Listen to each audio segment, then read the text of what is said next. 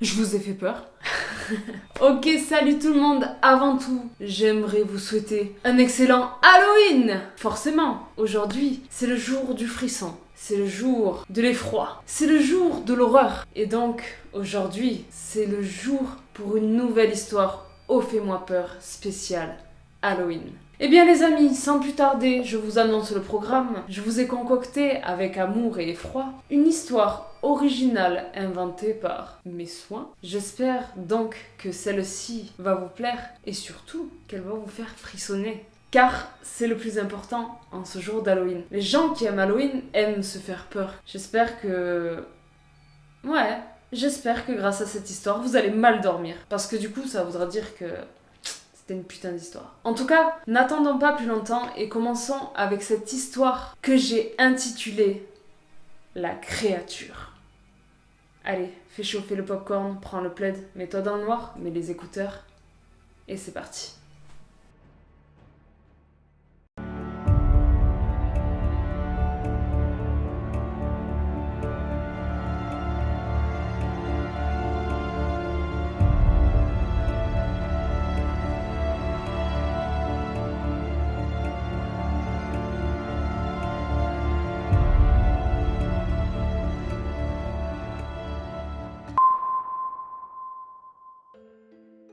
Cette histoire se passe dans le Massachusetts, plus précisément à Lowell, une petite ville qui n'est pas très loin de la ville de Salem. Nous sommes dans les années 70 et à cette époque, la musique bat son plein. Hugo Johnson, un jeune et talentueux saxophoniste de 29 ans et qui est surtout renommé dans le pays, souhaite acquérir une demeure.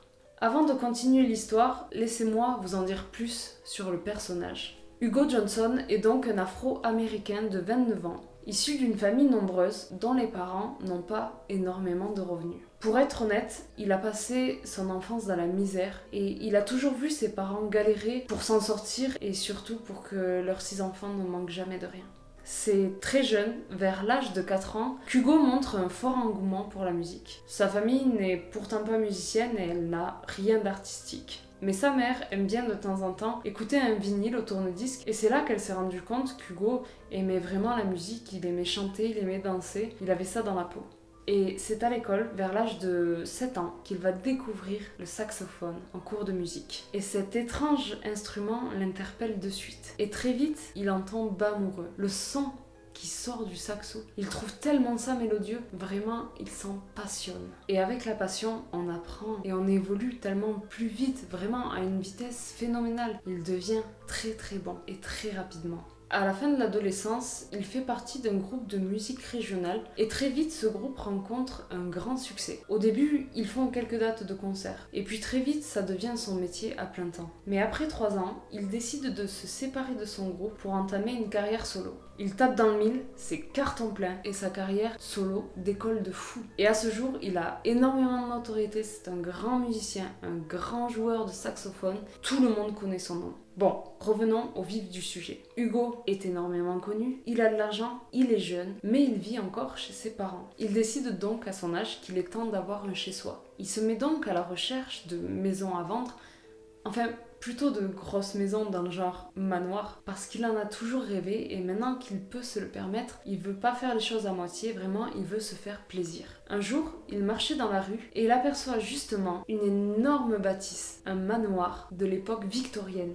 Il tombe de suite sous le charme, c'était exactement ce qu'il recherchait. Il appelle le numéro inscrit sur la pancarte qui se trouve à l'extérieur et déclare qu'il souhaite acheter le manoir sans même avoir vu l'intérieur. Après toutes les démarches, le manoir se retrouve en sa possession. Il s'installe et commence à vivre une vie tout à fait normale, mais après un an, des phénomènes étranges apparaissent. Le parquet grince, les portes claquent, il voit des ombres, enfin, ce genre de truc, vous savez. Mais Hugo est quelqu'un qui ne croit pas du tout au paranormal, il est assez rationnel et il trouve toujours des explications à ces phénomènes. Mais le temps passe et les phénomènes s'accentuent de plus en plus. Un matin, Hugo se lève et se dirige vers sa salle de bain pour faire sa toilette. Il sort donc de sa chambre pour emprunter le couloir qui le mène jusqu'à là-bas et il se retrouve nez à nez avec un homme très grand qui le fixe au fond du couloir. Mais le temps de cligner des yeux, l'homme s'est volatilisé. Comment est-ce possible et sans aucun bruit? Hugo se dit que, comme il venait juste de se réveiller, sa vision lui a sûrement joué des tours. Mais au fond de lui, il est pourtant sûr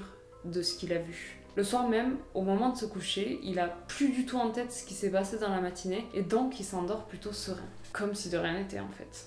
Mais en pleine nuit, il est réveillé par des bruits bizarres. Et il a l'impression que ces bruits proviennent de la cuisine. Alors, il sort de son lit, allume la lumière de la chambre, puis celle du couloir, et enfin celle de la cuisine. Il regarde un peu autour de lui, mais la cuisine est vide, rien à signaler. Il s'apprête donc à rebrousser chemin pour retourner dormir, mais tout à coup, au moment où il se retourne, toutes les lumières s'éteignent, et la maison entière se retrouve plongée dans le noir.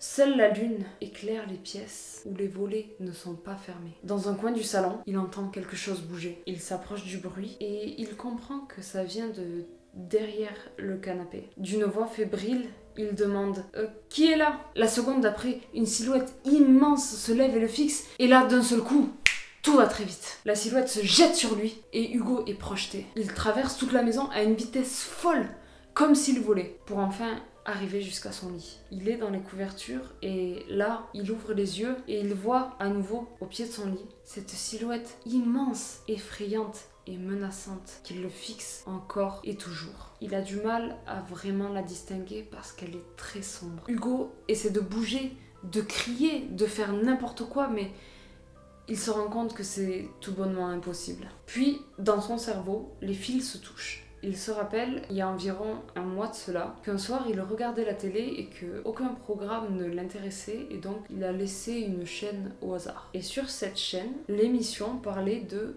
voyage astral. Et Hugo, il trouvait ça justement ridicule, lui qui est terre à terre. Mais là, à cet instant précis, dans son lit, il trouve plus ça aussi ridicule. Tout colle avec cette émission. La projection hors de son corps, voir des choses qui ne sont pas humaines, car clairement pour le coup, cette chose n'est pas humaine. Et en plus du voyage astral, au moment où il a été propulsé pour revenir dans son corps, il se retrouve paralysé. On parle donc de paralysie du sommeil. Cela l'empêche donc de bouger, de parler et d'interagir avec qui que ce soit ou quoi que ce soit. Il a quand même réussi à ouvrir les yeux parce qu'il y a des personnes qui n'arrivent pas à ouvrir les yeux durant une paralysie du sommeil et donc qui entendent juste des bruits. Mais lui, il a réussi et il n'aurait peut-être pas dû les ouvrir. Il est donc condamné à voir cette silhouette sombre au pied de son lit. Cette silhouette qui s'approche d'ailleurs petit à petit. Hugo ne peut rien faire d'autre que la regarder. Son pouls et son souffle s'accélèrent.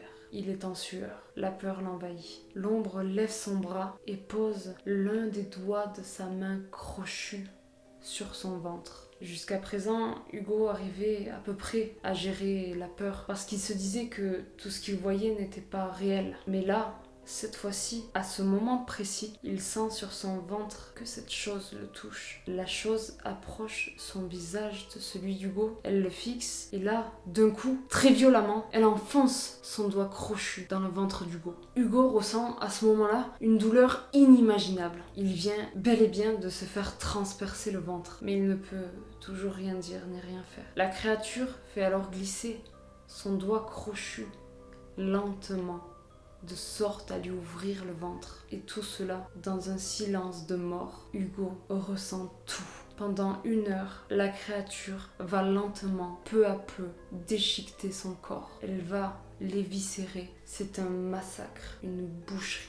Pendant ces 1 heure, Hugo est conscient. Il ressent tout, mais il reste impuissant. Dans la pièce, on entend seulement le bruit des organes qui se déchirent et qui s'ouvrent en deux pour laisser s'échapper le sang qui coule à flot. L'odeur est répugnante. Il garde les yeux ouverts. Des larmes s'en échappent. Le supplice s'arrête lorsque la créature lui tranche la gorge délicatement et lentement. Et tout cela toujours dans un silence absolu et oppressant. Le lendemain, le célèbre Hugo Johnson est retrouvé décédé à son domicile, dans son lit. La scène de crime est plus qu'ignoble. Les enquêteurs pensent que ça ressemble à un meurtre, mais il n'y a pas de coupable. Personne n'a été arrêté, ni même suspecté. À ce jour, on ne sait toujours pas qui a tué Hugo.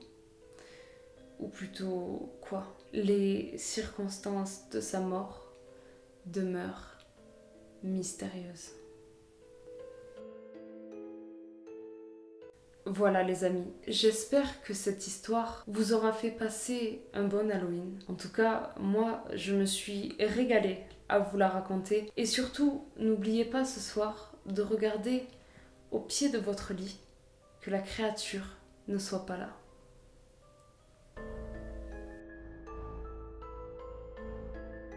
Vas-y, maintenant c'est moi qui vais faire des cauchemars avec cette histoire.